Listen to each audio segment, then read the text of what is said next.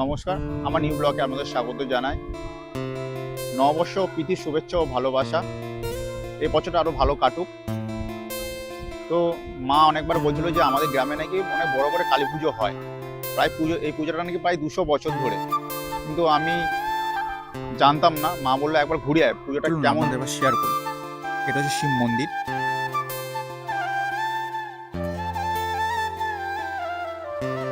প্রায় লাস্ট মুহূর্তে প্রস্তুতি পর্বটা চলছে খুব জোরে। বাদিকটা হবে, ইয়াটা হবে যাত্রা, মানে লাইভ শো যাকে বলে। গ্রামে আসলে এরকম শো দেখতে পাবেন।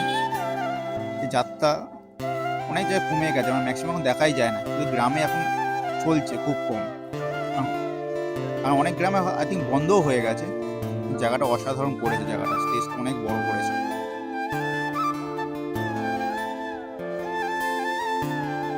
চলুন, এই শোলে যেটা একটা মন্দির দেখা যাচ্ছে, এই একটা মন্দির।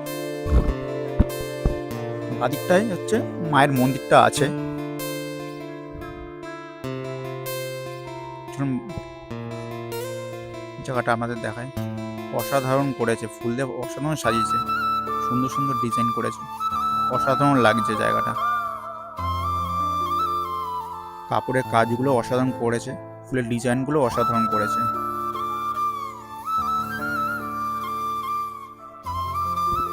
সত্যি এই পুজোটা না আসলে খুব মিস করতাম। চলুন এবার মায়ের মূর্তিটা আপনাদের দেখায়। মা এখানে পূজিত হয় রক্ষা কালী নামে। সত্যি অসাধারণ হয়েছে মায়ের মূর্তিটা। নিচে শিব, পাশে সিংহ। আপনাদের লাইভ একটা আপডেট দিলাম।